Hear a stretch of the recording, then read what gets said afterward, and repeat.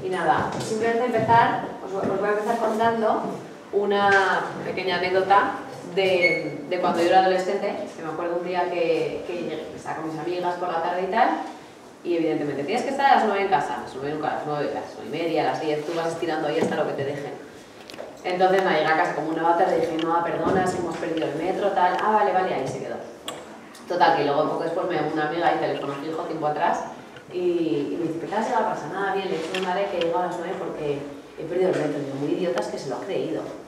Lo que yo no sabía es que mi madre estaba al otro lado del teléfono, lo que tienen los teléfonos fijos, ¿no? Y ella pobre nunca me dijo nada, luego decidí hacer como si no hubiera pasado nada y ahí la dejo. Y bueno, esto que es una situación muy cotidiana del día a día, pero creo que representa mucho lo que es la adolescencia, ¿no? La adolescencia es una etapa de mucho caos, eso ya lo sabemos, de mucha ambivalencia, pero una época en la que el niño, que aún sigue siendo niño, es un poco niño, un poco adulto, muy poco adulto, pero se piensa que lo sabe todo, se piensa que es el rey del mundo y se piensa que sus padres no saben nada. Y los padres a veces jugáis, a veces jugamos a creernos que no sabemos nada, como para dejarle hacer ese proceso, ¿no? Yo pensaba, mi madre podía haber dicho, oye, que está aquí, que te estoy escuchando, pero ella prefirió pues no decirme nada, hacer como si hubiera escuchado y mantenerse un poco como en la retaguardia, ¿no? Como, te dejo que pienses que soy idiota, pero en realidad no lo soy. Y eso es un poco lo que a veces pasa, ¿no? Durante la adolescencia, te voy a dejar que pienses que lo sabes todo, pero en realidad no es así. Y de hecho, sucede que cuando creces, te haces adulto, te das cuenta de que no lo sabías nada y de que tus padres sabían muchas más cosas, incluso de ti mismo, de lo que tú pensabas, ¿no?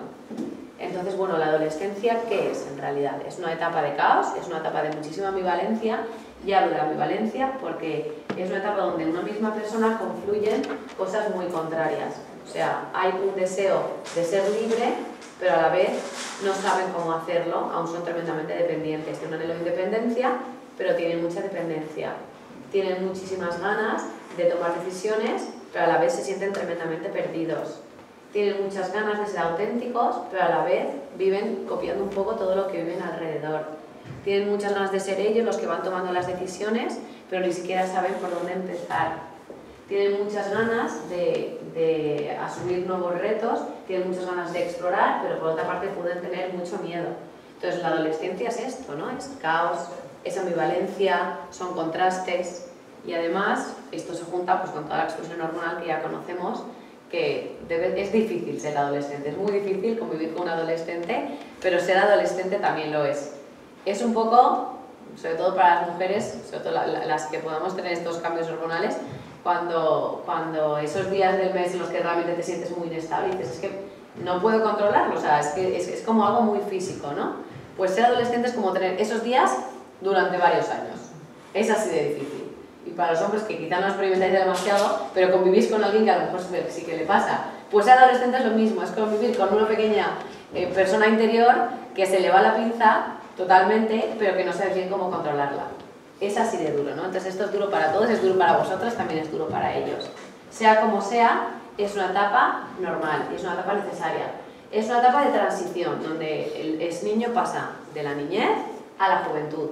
Claro, aquí hablamos, ¿qué es adolescencia? ¿Cuándo empieza? Porque ahora está, pues, es una etapa muy dilatada que empieza alrededor de los, dicen 10 años, hasta los 20. Entonces en realidad se puede hacer como dos adolescencias.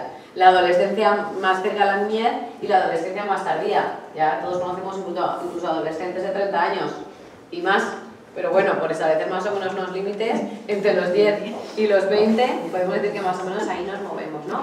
Entonces es una etapa de transición. Y es una etapa que tiene el objetivo de convertirme en un adulto autónomo, independiente y con todos los requisitos y con todos los rasgos que caracterizan al adulto. En esta etapa de transición, los adolescentes buscan reafirmarse constantemente. Y buscan reafirmarse porque lo que están buscando es ser ellos mismos. Y es que en la adolescencia se hacen una pregunta, que es ¿quién soy? A ver si no está encendido. Efectivamente. Se hacen una pregunta y es ¿quién soy? Es una película de Gris que se ve muy bien esas dos identidades que tiene la protagonista, de la Sandy, que es como mucho más buenecita, que no la ampollona de clase, que tiene las amigas justas y tal, y luego la que se convierte, que es la tía molona, toda de cuero con el cigarrito. Entonces, y es las dos. Entonces, en la adolescencia la pregunta que se hace, ¿quién soy yo? Es una etapa de transición en la que después de muchos años que el niño se va definiendo a través de los ojos de los padres, que el niño va cumpliendo las expectativas que nosotros tenemos de él, de repente se plantea, ¿y yo qué es lo que quiero?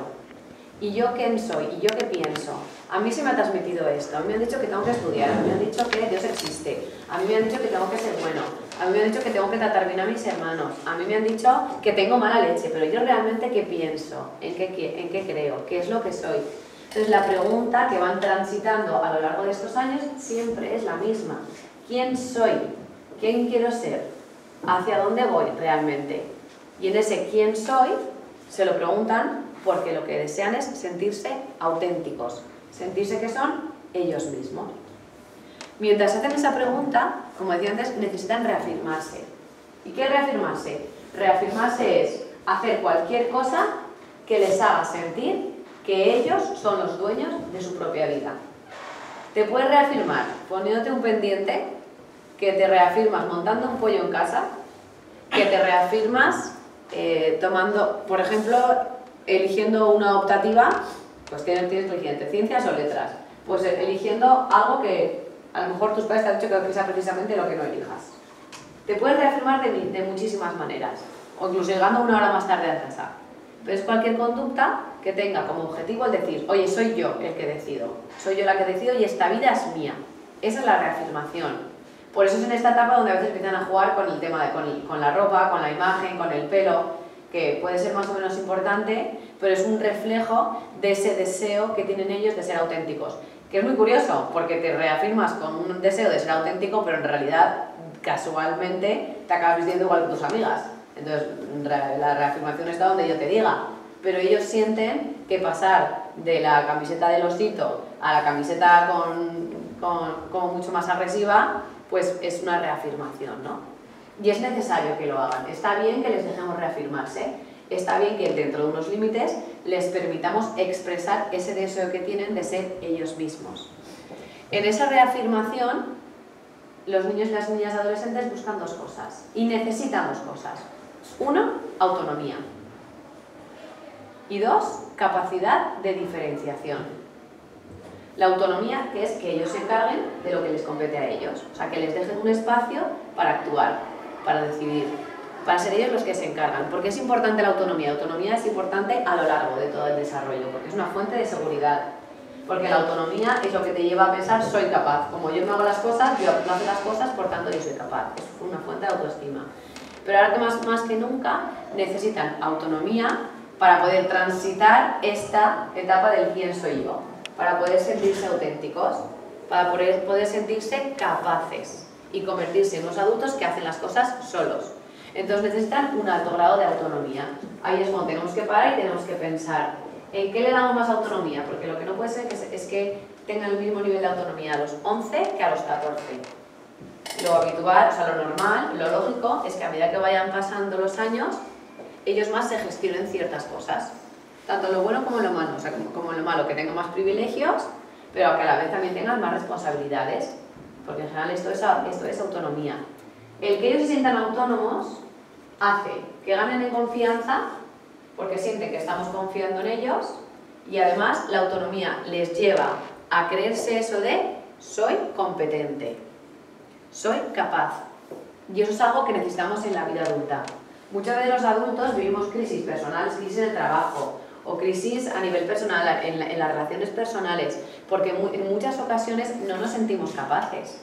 El no puedo, el no voy a ser capaz, esta situación me está grande, no voy a estar a la altura, no voy a ser suficiente, que eso es algo con lo que los adultos muchas veces lidiamos. O sea, que esto no es una cosa de tíos, sino que somos nosotros mismos los que a veces nos enredamos en situaciones y no sabemos responder a las situaciones del entorno porque no nos sentimos capaces. Nos ponemos nuestros propios límites, nos boicoteamos. Esta sensación de sentirse capaces empieza en la adolescencia. Bueno, empieza en realidad en la infancia, en la primera infancia. Pero la adolescencia es una etapa en la que necesitan mucha autonomía para sentirse capaces y sentirse competentes. ¿Qué pasa? Que tú cuando les das espacio, evidentemente, se equivocan, por supuesto. Pero necesitan de esa equivocación. Digo, porque esto no va de te doy autonomía, entonces ya paso a hacerlo yo a que lo hagas tú. Sino porque paso a hacerlo yo a que ahora eres tú que lo tienes que hacer, entonces no lo haces. Fenomenal, no pasa nada. Seguramente lo acabará haciendo o no, pero sea como sea, ya tiene un nivel más alto de autonomía. Y por otra parte, necesitan diferenciarse. ¿Qué es diferenciarse? Que les deis permiso para ser distintos a lo que vosotros pensáis que es lo mejor. O sea, necesitan llevaros la contraria. Necesitan plantearse todas las creencias y todos los valores que les habéis transmitido. Necesitan romper ciertos hábitos. Pues todos los domingos vamos a comer a casa de la abuela. Pues a mí no me apetece ir, que está bien que diga, oye, se va y se va. Pero ellos necesitan el ser distintos. Porque si por la autonomía encontraban esa sensación de, oye, soy capaz, soy competente, puedo hacer las cosas yo solito, desde la diferenciación se encuentran con la sensación de, está bien como soy auténtico, soy dueño de mí mismo, no cumplo las expectativas de alguien, no estoy constantemente viviendo complaciendo a otras personas, sino que soy quien quiero ser. Autonomía más capacidad de diferenciarse es igual a sensación de libertad. Pues una falsa sensación de libertad. Pero gracias a que les damos autonomía y les damos permiso en algunos aspectos a ser diferentes, ellos, combinando la autonomía y la diferenciación, se van sintiendo libres. Es una libertad muy relativa, evidentemente, pero es una libertad que necesitan para pasar a la vida adulta. Y es que la niñez es así, nacemos y tenemos un cordón umbilical invisible hacia nuestros padres que poco a poco con el tiempo vamos cortando. Nos hacemos adultos y tenemos que volar. Y volamos gracias a que nos vamos sintiendo libres. Y nos sentimos libres por esto, porque nos sentimos competentes gracias a la autonomía y nos sentimos auténticos gracias a que tenemos permiso para ser distintos. En la adolescencia, los chicos y las chicas pasan de la infancia en la que ellos se definen a través de los padres, ahora a una etapa en la que se definen a través de los iguales. ¿Qué significa que la infancia se define a través de los padres? Pues que el niño no tiene un cerebro maduro, evidentemente, por tanto, los niños ven el mundo a través de los ojos de sus padres. ¿Vale? Entonces, normalmente no se cuestionan las cosas. A los niños les vamos tocando, los niños pequeños pueden obedecer, no pueden no obedecer. Pero de primeras como que se creen lo que nosotros le vamos diciendo y lo van absorbiendo. Y se definen a través de nuestros ojos, porque en función de cómo yo trate a mi hijo irá desarrollando unas creencias acerca de sí mismo. Por ejemplo, si yo trato a mi hijo, si a mi hijo le hago sentir atendido y le doy el tiempo que él necesita, él va entendiendo que es una persona valiosa, que es una persona que merece cierto tiempo, cierta atención, que es una persona que tiene un lugar.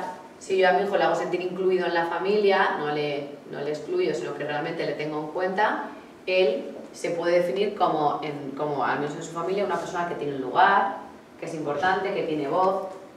Si yo a mi hijo estoy todo el día, cuando son pequeños, machacándole, con no hagas esto, no hagas lo otro, podrías haber hecho mejor, o fíjate que te has equivocado, el mensaje que le estamos lanzando es, haces las cosas mal. Entonces el niño se define como una persona que hace las cosas mal.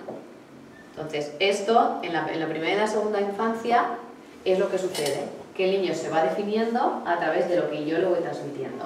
Y está muy bien así, es una cuestión de esta etapa. Pero luego llega la adolescencia, y así como el niño está conectado con sus padres y se definía a través de ellos, corta esas cuerdas, aunque aún hay cierto cordón umbilical, y empieza a definirse a través de sus iguales. Entonces ahora lo que busca es la aprobación de sus iguales. Antes buscaba la aprobación de mis padres, papá, mira, mamá, mira lo que hago, mira, hasta rato, mira, porque necesitan que les miremos para ellos validarse. Ahora me da igual que me mires o que no me mires. Lo que necesito es ser reconocido por mis iguales. Es tener un grupo de amigos, es tener un rol importante, es sentir que mi opinión también es importante, sentir que triunfo, que me quieren. Por eso buscan constantemente muestras de validación. Por eso, de repente, eso quizás más de chicas, están todas las chicas pegadas y dando sobrecitos, que se te cojo de la mano y que no sé cuántos, porque son gestos corporales que a ellas les hace sentir, oye, que tengo un lugar aquí, que soy querida, que soy alguien.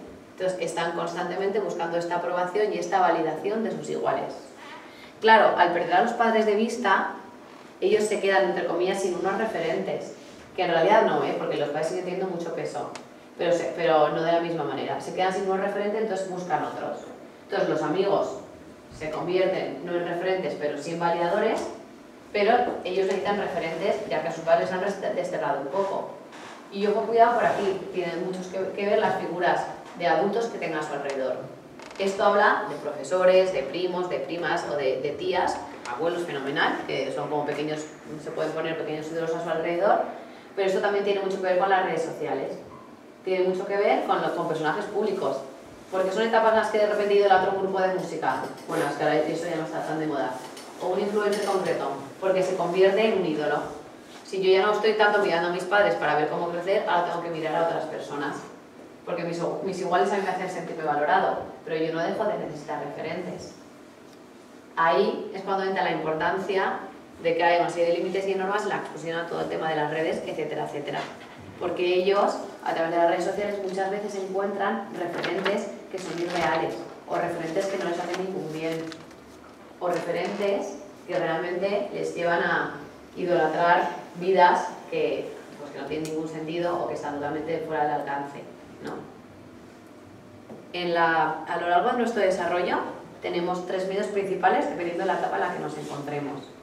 Los niños pequeños, en las primeras etapas de la vida, el miedo más potente es el miedo al abandono. Es normal tener miedos, es un miedo positivo, si hace una función. El miedo al abandono del niño pequeño, por eso los niños pequeños suelen querer estar siempre con sus padres, a veces tienen, pues al principio no les mola dormir fuera, muchas veces tienen esa pequeña ansiedad por separación, pues les dejamos en el colegio las primeras veces y lloran porque tienen ese miedo al abandono. Un miedo que van elaborando y que luego lo maduran, pero de base el miedo principal en la infancia es el miedo al abandono. Luego llega la adolescencia. ¿Cuál es el miedo que tienen ellos? El miedo al rechazo. Y desde ese miedo al rechazo se comportan constantemente para agradar. Y luego llega la vida adulta, que en la vida adulta es el miedo a la soledad. Porque en la vida adulta las relaciones, quizá hay menos relaciones, son relaciones quizá de más calidad pero en menor cantidad.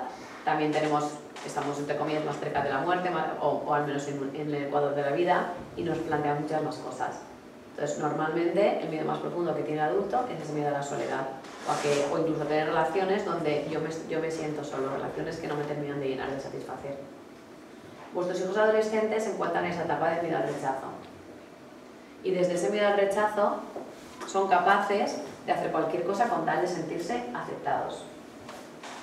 Ahí entra nuestro papel como padres, el poder guiarles, el poder, evidentemente, en la medida en la que nos dejen y poco a poco, poder ir transmitiéndoles que aunque es normal que ellos busquen esa aceptación a toda costa, que no se pueden vender a cualquier precio. Por eso está bien, eso ya cada uno que lo tiene que gestionar dentro de su casa, que le podamos decir, oye, pues así creo que no es adecuado como vas vestida, o creo que no es adecuado que, pues una situación de clase, que es porque todo le dé lado a esta persona, tú también lo tengas que hacer. O creo que no es adecuado que lo que sea que vosotros penséis que estéis haciendo, que penséis que ellos estén haciendo por venderse. Porque en el fondo es una forma que ellos tienen de gestionar el miedo al rechazo. Y es un miedo muy potente. Esto se junta con que es una de las que a nivel neurológico no tienen capacidad de razonamiento, saben lo que está bien y lo que está mal, pero por otra parte no tienen la corteza prefrontal totalmente formada. Entonces aún no saben terminar de sopesar o de aplicar ese concepto de bien mal que tienen. Muchas veces no saben aplicarlo porque siguen siendo cortoplacistas y porque muchas veces lo emocional les va a pesar mucho más que lo racional. Por tanto, por mucho que ellos sepan que está mal que deje marginada a esta niña porque todas mis amigas la han dejado marginada, a mí la parte emocional y ese miedo al rechazo me supone mucho más. Y entonces yo también margino a esa otra niña porque yo quiero ser aceptada por el grupo. Y es normal que lo hagan, es natural, pero que sea natural no significa que ahí esté nuestro papel de poco a poco aportarles nuestra mirada, que tiene 2 cosas que no tienen ellos. 1, mucha más racionalidad, y 2, no tenemos tanto miedo al rechazo. Ya no forma parte, al menos en la mayoría de casos, de esos miedos tan importantes.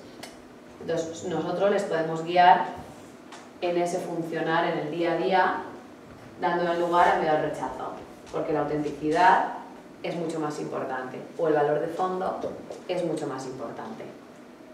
Entonces, bueno, en todo este proceso, los padres ocupamos un lugar. Un lugar complicado, porque aparentemente al adolescente le damos igual, pero en realidad nos necesita.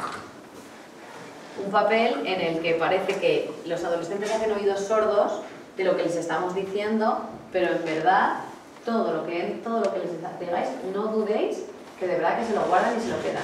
¿Lo pueden aplicar o no lo pueden aplicar? ¿Os pueden hacer caso o no? Pero es tremendamente importante lo que escuchan de vosotros durante la adolescencia, porque sin ellos saberlo, aún están muy vinculados. No lo quieren asumir, no tienen la capacidad de darse cuenta, pero aún son muy dependientes de sus padres. Entonces, es una etapa donde os convertís un poco como en el suelo donde pisan, o sea, como las placas tectónicas, ¿no? Algo, si bajo un adolescente hay unos padres que están sólidos, que están bien y que le sostienen, el adolescente puede seguir creciendo y puede seguir madurando. Si nosotros en la etapa de la adolescencia entramos en conflicto constantemente o nos separamos, le estamos dando una inestabilidad. Entonces, es importante que sigamos presentes, que sigamos disponibles, que nos sigamos dando el lujo de poder aconsejarles y de poder decirles, y aunque parezca que nos ignoran y que les da igual lo que pensemos, que nosotros, más que ellos, tengamos la seguridad de que todo lo que escuchan de nosotros les deja pozo. Y eso es importante, porque es muy desmoralizante cuando hablas y dices, esto es como hablar, como darse cabeza contra la pared. Pues no, escuchan, 100% que escuchan. Hace poco venía una chica, ya es más mayor, tiene 30 y largos, pero me hace mucha gracia porque muchas veces viene por un tema de pareja, muchas veces nombra a su padre. Yo recuerdo que mi padre me dijo que, y no son cosas que le dije la semana pasada, son cosas que su padre le dijo a lo largo de su vida. También tiene un padre que es como muy filósofo, entonces siempre está dando grandes speeches y grandes discursos. Pero en general se nota que es una persona que tiene mucho almacenado de lo que ha escuchado de su padre. Y en el momento, dice, yo en el momento hay muchas cosas que él decía que yo ni entendía, pero con el tiempo a veces me acuerdo y de repente entiendo algo que me han dicho en mi casa toda la vida. Entonces, eso es lo complicado de ser padre de adolescentes, porque es una etapa en la que siembras y recoges entre 0 y -1. Al menos en ese momento. Pero a la larga, esas cosas van germinando. Bueno, ¿por qué los límites son importantes? Bueno, eso ya me lo paso. ¿Por qué los límites son importantes? Porque los límites es los que a ellos les va a permitir crecer con seguridad y crecer robustos. Pongo esta imagen de los bolos porque los límites son como las vallas de los bolos que le ponemos a los niños, para que gracias a que tienen esas vallas, ellos, aunque están dando tumbos, la pelota puede llegar hasta el final y derrumbar los bolos. Esa es un poco nuestra función. También, por seguir un poco con los paralelismos, hace poco, es que esta mañana pasa por la calle y a veces cuando planta un árbol en la calle le pone esta especie de palo con un tubo de plástico rojo como que le rodea. Esos son los límites. Es algo que le sujeta en un momento concreto cuando son endebles, pero gracias a que tiene esa sujeción, el árbol puede crecer sólido. Por eso los límites son importantes, ¿vale? Es una fuente de seguridad y gracias a ellos pueden crecer fuertes. Por tanto, los límites les hacen fuertes. Los límites les hacen seguros. Vale, genial. Pero entonces, ¿qué son los límites? Porque yo pienso en límites y digo, vale, decirles que no, normas. Los límites es decir que no, y normas, sí, por supuesto, en parte sí, pero va mucho más allá. Si estamos hablando que los límites es como la valla que hay dentro de un camino, poner límites a adolescentes significa establecer cuál es su camino, o sea, qué hay dentro de tu camino y qué hay fuera. Porque esa frontera son los límites que separan lo que te compete a ti y lo que no te compete. Por tanto, poner límites no es únicamente poner normas y decirles que no, que también, sino enseñarles qué es su responsabilidad o incluso cuáles son sus derechos y enseñarles lo que está fuera de las fronteras. Eso es poner límites. Si ellos saben cuál es su camino y lo que hay dentro de él y qué es lo que hay fuera y que fuera de eso no pueden pasar porque ahí están esas fronteras, ellos pueden caminar recto. A veces caminan más despacio, otra vez más rápido, dando tumbos, pero sea como sea, están en su camino, ¿vale? ¿En qué dirección se ponen límites? Se ponen límites en 3 sentidos. Uno, podemos poner límites directamente a nuestros hijos, 2, enseñarles a ellos a poner límites, eso forma parte de la tarea. Y 3, ponernos límites nosotros como padres. Esos son nuestros enfoques de los límites. Ponerles límites a ellos, enseñarles a poner límites y ponernos límites nosotros como padres. Vale, vamos a intentar aterrizar base más práctica. ¿Qué es ponerles límites a ellos? Primero de todo, lo que decíamos, las normas. ¿En una casa hay unas normas? Sí, por supuestísimo. ¿Es importante que esas normas se sepan ahora, sobre todo? Sí, porque ellos necesitan entender las normas. Hay normas no escritas, evidentemente, pues que poco a poco se van generando, como por ejemplo, cenamos juntos por las noches. A veces eso no es como una ley, pero son normas que se convierten en hábitos. Entonces hay como una norma no escrita que se ha pospuesto que cenamos juntos. Hay otras familias que no, que uno cena de pie a una hora, luego para más tarde, lo que sea. Pero hay familias donde hay una norma no escrita de aquí cenamos juntos en familia. Y está muy bien que sea así. También está muy bien que no sea así, eso cada uno lo que sea. Normas respecto, y luego están las normas explícitas, por ejemplo, todo lo que hay, como decía antes, con los dispositivos. Ahí es importante que hay incluso profesionales de esto que hablan de que sean normas escritas, como incluso una especie de contrato, que con anterioridad se pueda hablar y se pueda discutir. Y eso es importantísimo. Nada de que ellos ahorren y se compren su móvil, no. Te lo compro yo porque soy yo el que va a poner las normas, porque este móvil en realidad es mío, lo que pasa es que te lo compramos a ti por lo que sea, pero vamos a ser nosotros los que vamos a poner unas condiciones. ¿Las condiciones se pueden dialogar? Sí, por supuestísimo. Ya no están en edad de imponer, ya tienen la capacidad de dialogar. Pero esto es nuestro y vamos a ser nosotros los que vamos a intentar poner unas condiciones para que hagas un buen uso de esto. Normas, por ejemplo, en horarios, más o menos a qué hora se acuestan, más o menos a qué hora se levantan. Normas en la vida social. Es fenomenal, que también es que depende de la edad, es fenomenal que te vayas al cine por la tarde con tus amigos, o si son más pequeños nos vamos a ir a jugar a fútbol o no sé dónde, pero sabemos que no salimos de casa si no están los deberes hechos. Por ejemplo, esto también son normas. Hay normas más o menos explícitas, pero las que más cuestan de acatar siempre va a ser necesario que las hagamos explícitas y además que las expliquemos, aunque no las entiendan, aunque se quejen. No pasa nada porque se quejen, tienen derecho a quejarse, pero que entiendan el sentido de las cosas, para que no vean la norma simplemente como algo que se impone y ya está, sino que es algo que tiene un sentido. Y además es curioso porque el sentido siempre es un valor de fondo. ¿Por qué tiene sentido que no nos vayamos, que no vas con tus amigos o que no nos vayamos a jugar al fútbol hasta que no hayas hecho los deberes? Porque de fondo está el sentido de la responsabilidad. Eso tiene sentido. ¿Por qué tenemos la norma de cenar 2 juntos entre semana? Porque de fondo está el valor de la unión familiar. Tiene un sentido.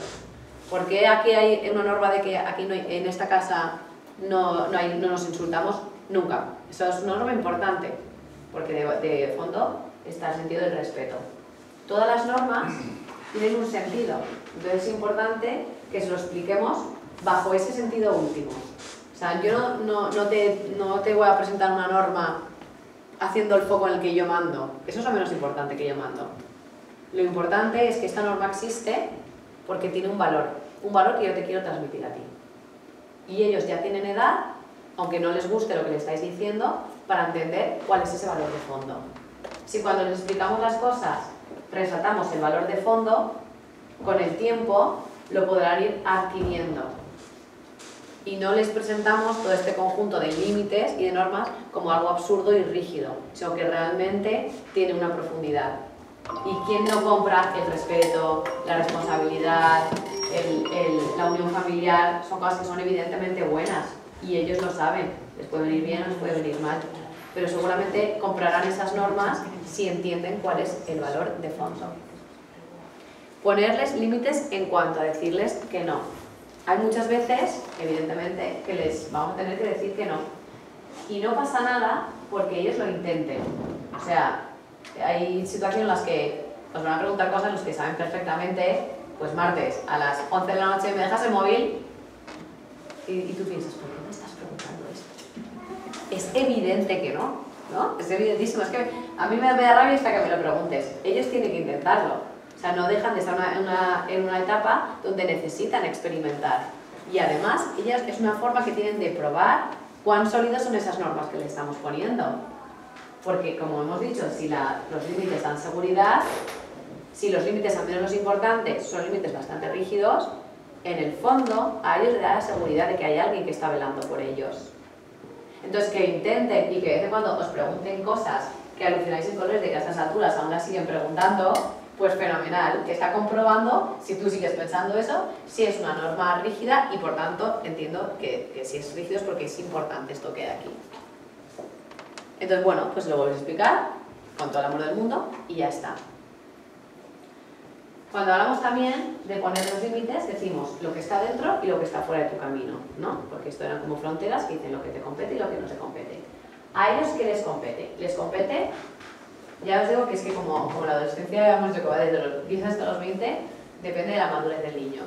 Pero les compete ya sus espacios, o sea, su habitación, ya es cosa suya, su ropa, que cuando se la dejan en el suelo, que sea cosa suya no significa que lo hagan, significa que yo no lo voy a hacer.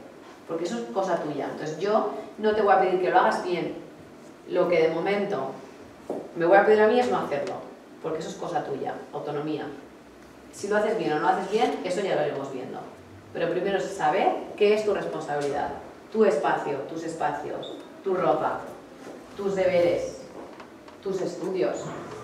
Que sea su feudo no significa que no nos puedan pedir ayuda, pero de base yo no te la voy a dar.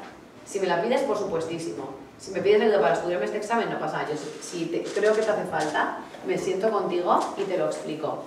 Pero a priori no te la voy a ofrecer y no voy a estar ahí, no voy a estar a tu lado, porque creo que esto ya es tu responsabilidad.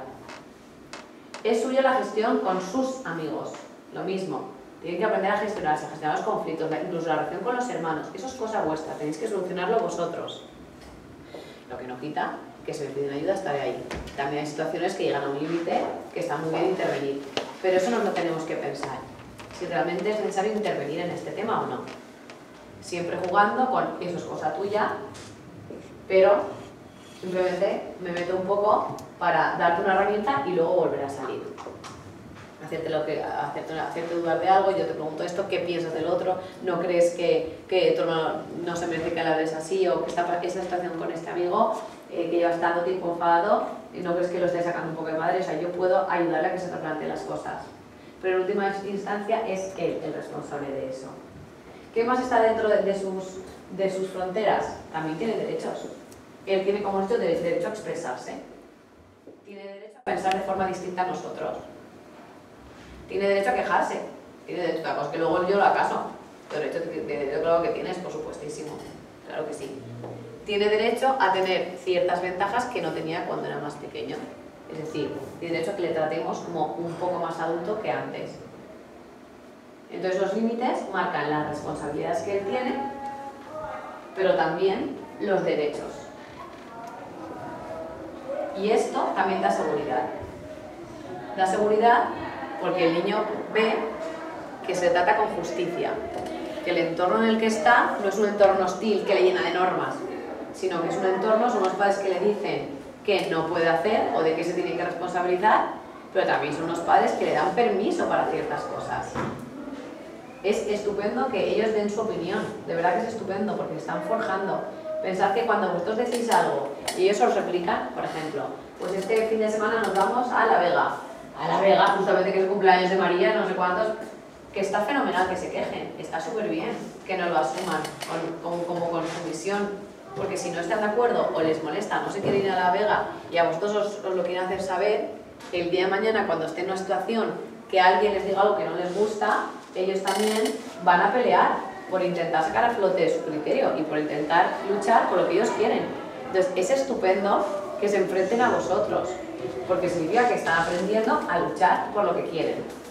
Entonces es importante que les dejéis pelear. Incluso hay muchos momentos donde, si tiene sentido lo que dice, que estéis abiertos a negociar. Yo conozco a una persona que es muy, a sus hijos siempre les dice, vale, convénceme. Es que no quiero ir este fin de semana. Vale, fenomenal, convénceme. ¿Por qué no quieres ir? Entonces, con ese convénceme, los hijos aprenden a explicar las cosas y les enseña a realmente exponer y luchar por lo que ellos quieren. Entonces, ese convénceme, evidentemente no siempre le convencen, o sea, luego van a hacer lo que él diga, pero está muy bien porque les da la oportunidad de generar un espacio de diálogo donde ellos aprenden a luchar por lo que quieren. Y a veces, ¿sabéis qué pasa? Que a veces sí que le convencen. Vale, venga, me parece que tiene sentido. O entonces, si ya es cumpleaños de María el viernes, mejor nos vamos el sábado por la mañana, que tú puedes ir al cumple, luego nos vamos, pero ya volveremos en unos cuantos. Bien, también está bien. Está bien. Esto no es una lucha de poderes. No es un por mi orgullo de siempre tiene que salir mi criterio. Que ellos sean capaces de convencernos y que nos dejemos convencer también está muy bien. Ellos aprenden de esa situación. ¿Vale? Entonces, esta es la parte de ponerles normas. Transmitirles cuáles son sus responsabilidades, también cuáles son sus derechos, y luego está la parte que qué es lo que no le compete. ¿Qué es lo que no les compete a vuestros hijos? Pues mira, no les compete, por ejemplo, los problemas ajenos. Es decir, no es tu competencia que tu amiga haya suspendido 7. A veces cuando son adolescentes van de salvadores del mundo.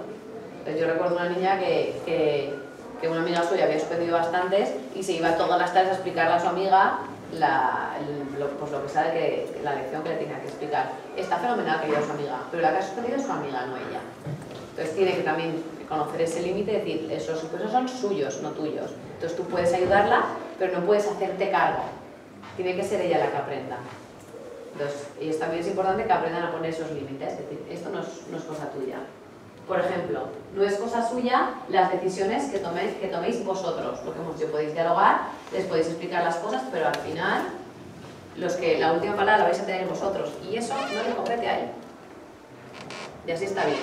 ¿Qué no le compete a él? La relación de pareja de sus padres. Hay a veces en los que, sin darnos cuenta, los chavales están muy metidos en la relación de pareja. Y que hacen dos cosas. Uno, mis padres se llevan muy mal, entonces yo como llamo la atención, por así decirlo, para distraer un poco el conflicto conyugal, o al revés, mis padres lo están pasando muy mal por el tema que sea, entonces yo no quiero darles problemas y no les cuento las cosas porque no quiero hacerles sufrir más. Y hay muchos adolescentes que lo hacen, ¿eh? El no quiero preocuparles es algo muy habitual en la adolescencia. Y en este caso el niño se está haciendo cargo de algo que está fuera de sus límites.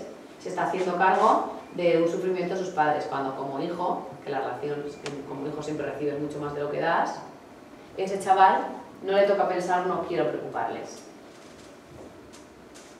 Tiene que ir a casa y sentirse libre.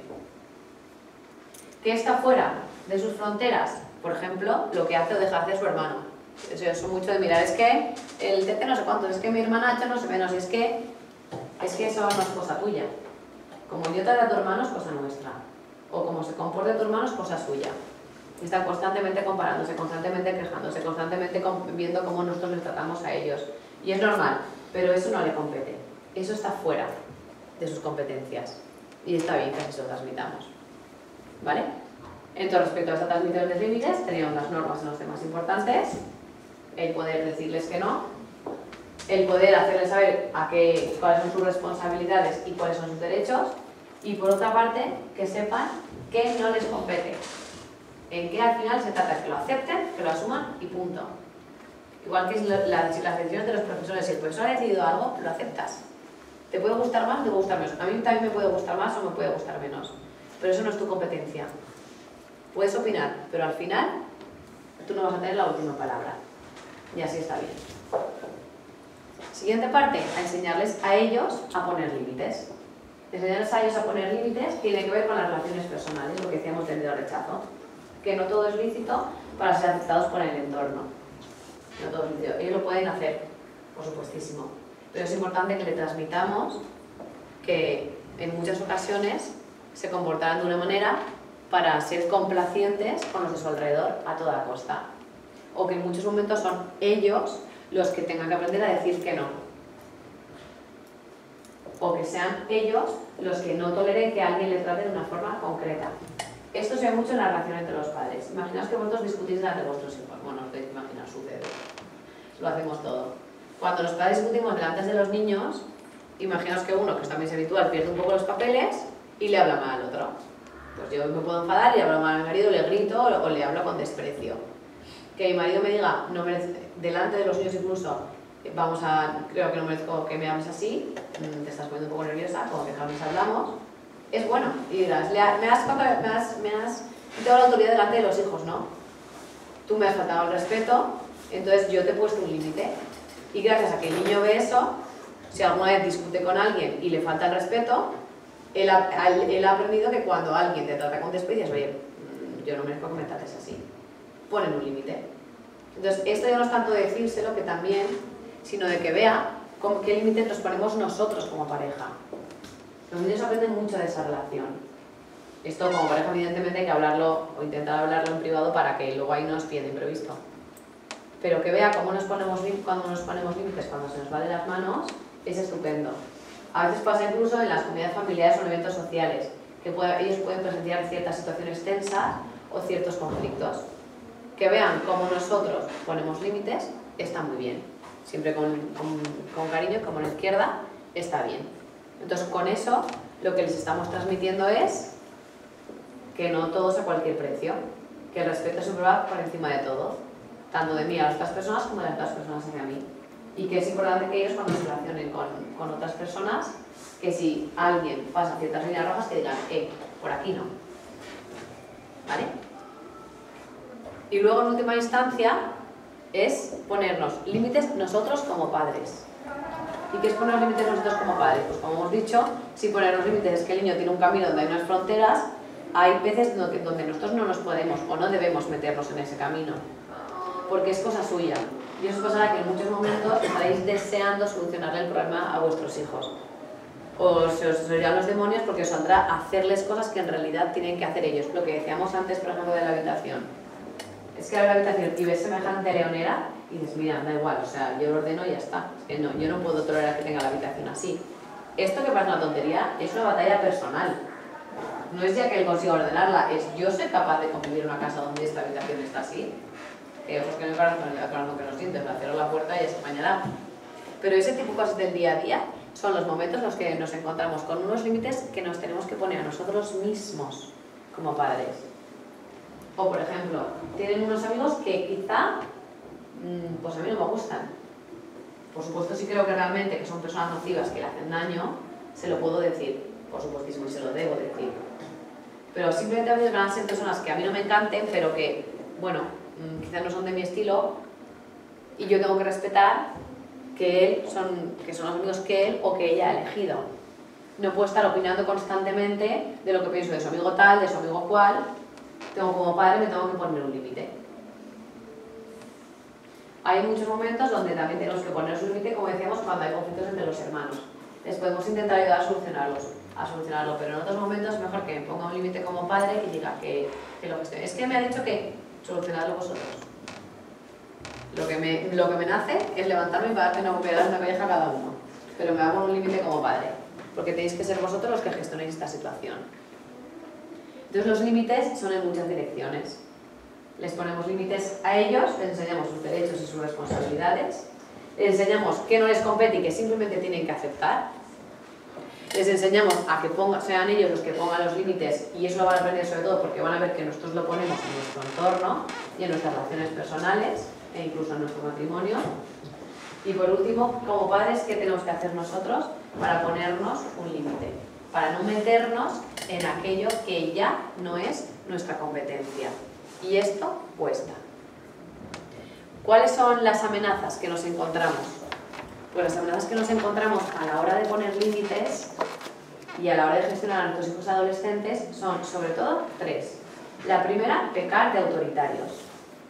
Cuando pecamos de autoritarios no estamos dejando volar, no estamos dejando que el niño sea autónomo, no le estamos dejando que se diferencie.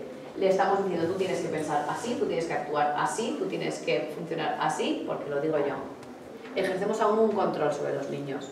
Las relaciones, la autoridad de los autoritarismos es diferente. La autoridad es buena, la firmeza es buena, pero la firmeza siempre tiene que ir combinada con la ternura y la atención. Entonces es como una moneda de doble cara.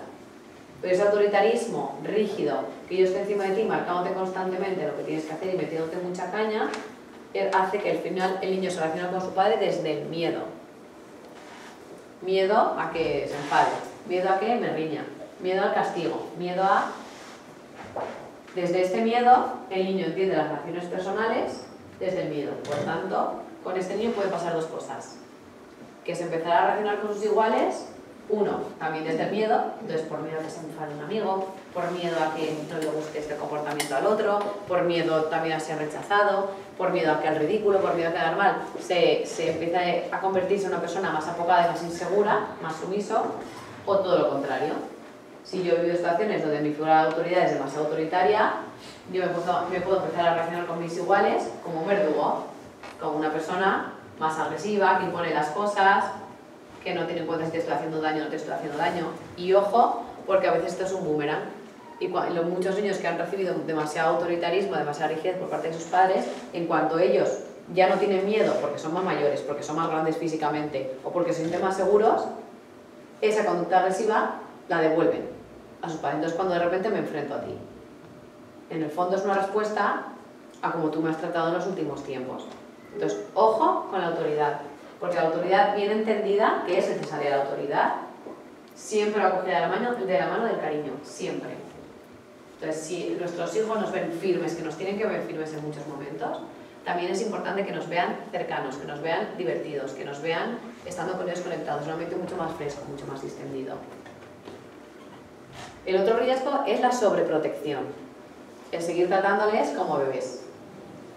El otro día también hablaba con una madre que decía, es que, como decía, bueno, llamaba a su hija por un diminutivo, por el tema de la confidencialidad no lo digo, pero imaginaos, algo así como muy, pues Isabelita para arriba, Isabelita para abajo, Isabelita, habla de ella como con mucha ternura, con mucha dura, y digo, pero Isabelita, ¿cuántos años tiene? 16, Isabelita.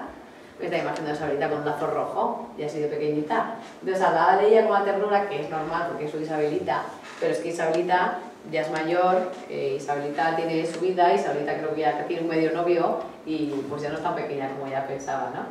Entonces es difícil porque dejarles volar y hacerles mayores cuesta, pero ellos necesitan que les demos permiso para hacerse mayores.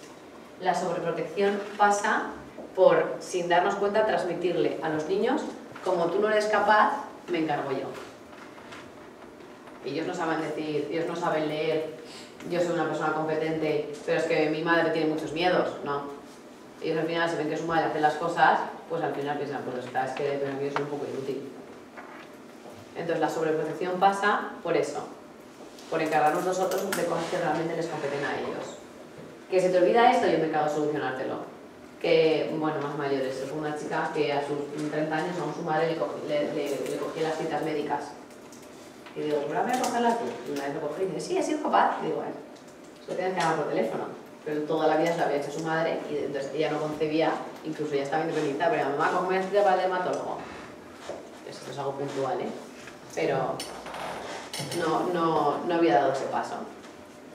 La sobreprotección es un poco de inseguridad y un poco de miedo. Y sobre todo, que la sobreprotección lo que hace es también poner en los niños una mirada temerosa.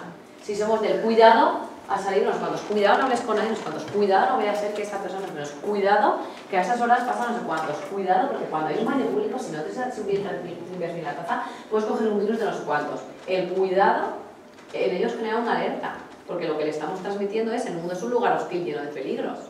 Y de hecho muchas veces vemos que miedos que tenemos nosotros, ellos los empiezan a desarrollar y dices, madre de Dios. Y a veces es que se ve.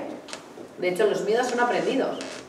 La mayoría de veces yo tengo miedo a un perro o porque se me ha transmitido, porque mi madre ha transmitido miedo a los perros o porque mi padre ha tenido miedo a los perros o porque yo de pequeño tuve un episodio con perros o algo ha pasado, pero los miedos son aprendidos.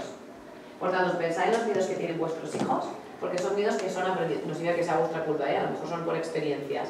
Pero siempre es interesante reflexionar acerca de los miedos de nuestros hijos, porque eso lo he aprendido en algún momento. ¿Cuándo he aprendido a tener miedo a eso? Entonces, las conductas de tinte de sobreprotección tiene eso, que generamos miedo a los niños. Y el tercer riesgo, la tercera amenaza en la adolescencia es el abandono. ¿Y por qué me refiero al abandono? Me refiero al abandono porque a veces, depende de quién, porque hay adolescentes que son unos aceite, otros que están para tirar por el balcón, otros que aún son, vamos, que una clase no tenéis más que verles. Está el niño que aún parece que tenga 7 años, igual la niña toda desarrollada, que es más exuberante, que, o sea, es que hay madurez, cada uno lleva su proceso de madurez, ¿no? Pero sea como sea, es fácil que sea una edad difícil. Una de la que nuestros hijos nos generan rechazo. Esto suena fatal, súper políticamente incorrecto, pero es real. Me cae mal, me generan rechazo.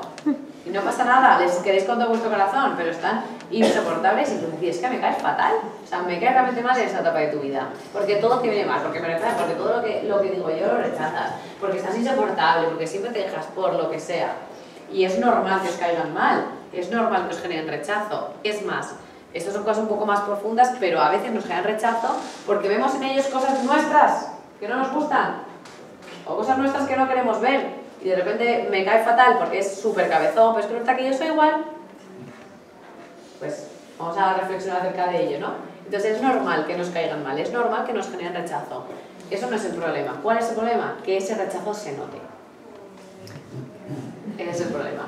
Que se note tanto para que justamente en la etapa en la que más inseguros se sienten, porque ellos están dando el salto de estaba abrazada a mis padres y ahora me voy a abrazar a mis amigos, en ese salto que pasas un momento de decir ay, ay, ay, ay, esto a ver a dónde va, si se sienten rechazados por nosotros, se rompen.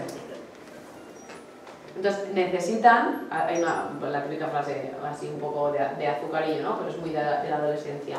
Quiéreme cuando menos lo merezca porque será cuando más lo necesite. Ese es el punto. Que nos van a dar ganas de, pues eso, de darle una patadita ahí al rellano, pero es justamente la etapa en la que más necesitan sentir que estamos ahí. Y sentir que estamos ahí no es que estamos siempre bien y de una sonrisita y complacientes, no. Me caes fatal, pero yo voy a estar aquí, a tu lado, para cuando me necesites.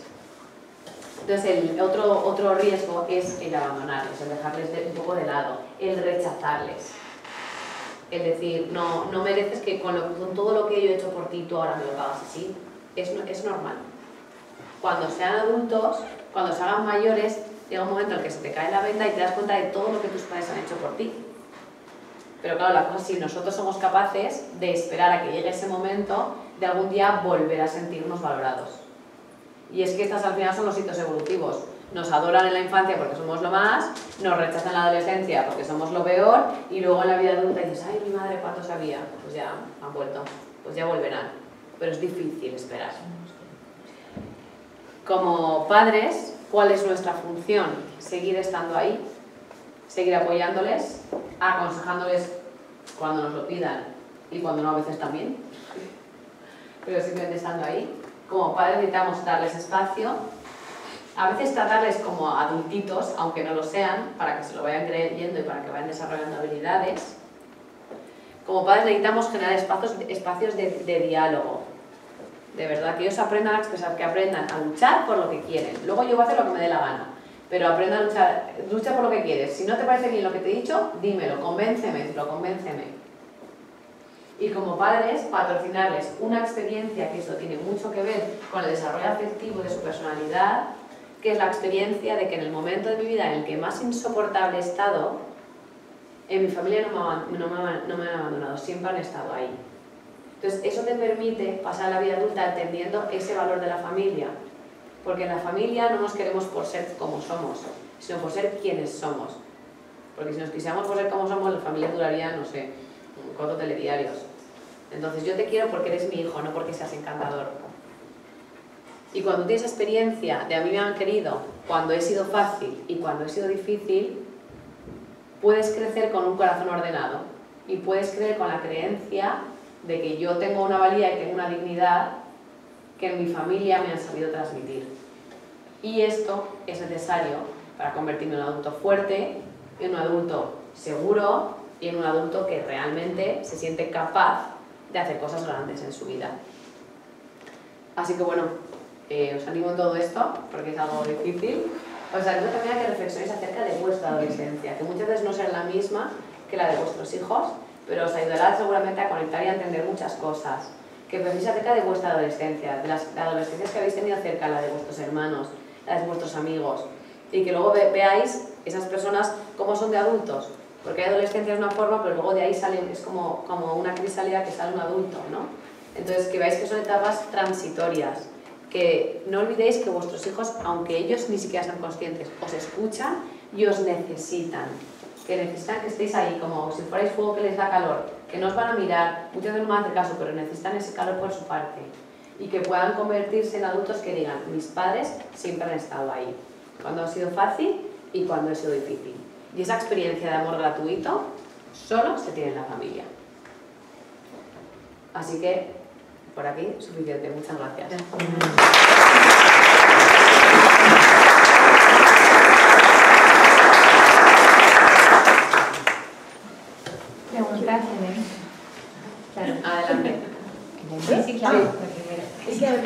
comentabas, que yo creo que lo hemos podido ver todos, hablan menos, hoy nos cuentan muy poquitas cosas. Y los amigos es verdad que se va notando que van cogiendo más peso y demás. Entonces, ¿cómo podemos ahora nosotros ayudarles en el tema de las amistades? Pues si este es más nocivo o este amigo es más positivo, ¿cómo podemos ayudarles y saber si se encuentran bien con este grupito nuevo o con este grupo? Vale, esto depende mucho del estilo familiar, pero para mí hay algo que es infalible y que es, a mi parecer, muy importante.